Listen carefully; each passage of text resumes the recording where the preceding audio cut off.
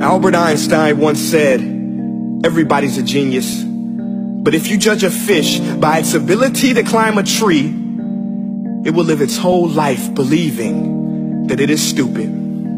Ladies and gentlemen of the jury, today on trial we have modern day schooling. Glad you could come. Not only does he make fish climb trees, but also makes them climb down and do a 10-mile run. Tell me, school, are you proud of the things you've done?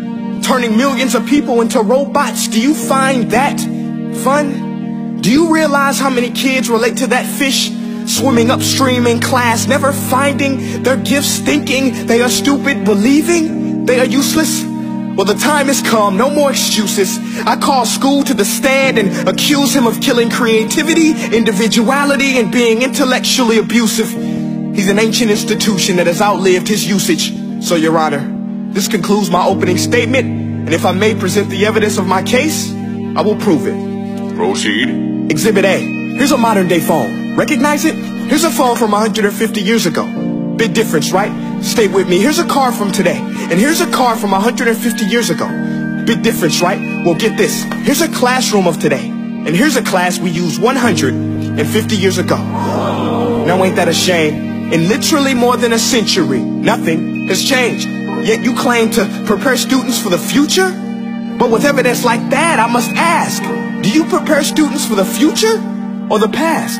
I did a background check on you and let the record show that you were made to train people to work in factories, which explains why you put students in straight rows, nice and neat, tell them sit still, raise your hand if you want to speak, give them a short break to eat, and for 8 hours a day, tell them what to think.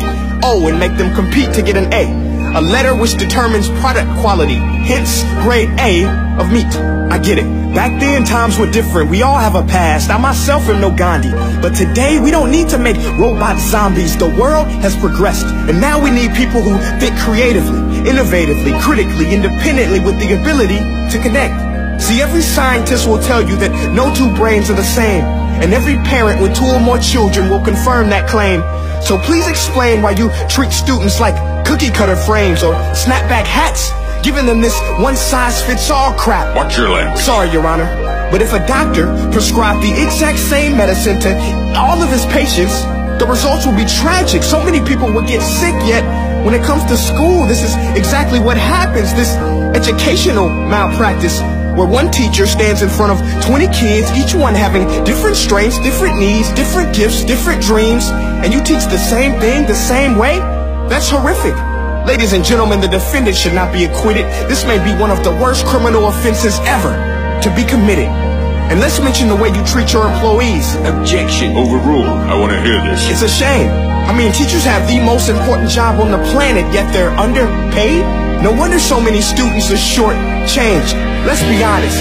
Teachers should earn just as much as doctors, because a doctor can do heart surgery and save the life of a kid.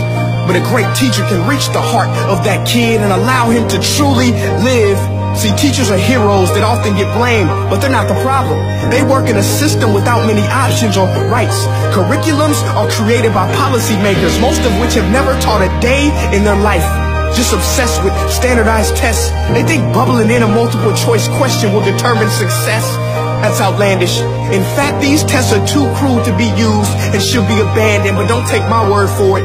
Take Frederick J. Kelly, the man who invented standardized testing, who said, and I quote, "These tests are too cruel to be used and should be abandoned." Ladies and gentlemen of the jury, if we continue down this road, the results will be lethal. I don't have much faith in school, but I do have faith in people. And if we can customize healthcare, cars, and Facebook pages, then it is our duty to do the same for education, to upgrade it, change it, do away with school spirit, because that's useless unless we're working to bring the spirit out of each and every student. That should be our task. No more Common Core. Instead, let's reach the core of every heart in every class. Sure, math is important, but no more than art or dance. Let's give every gift an equal chance. I know this sounds like a dream, but countries like Finland are doing impressive things. They have shorter school days, teachers make a decent wage, homework is non-existent, and they focus on collaboration instead of competition. But here's the kicker, boys and girls. Their educational system outperforms every other country in the world. Other places like Singapore are succeeding rapidly. Schools like Montessori, programs like Khan Academy. There is no single solution, but let's get moving. Because while students may be 20% of our population, they are 100% of our future. So let's attend to their dreams, and there's no telling what we can achieve.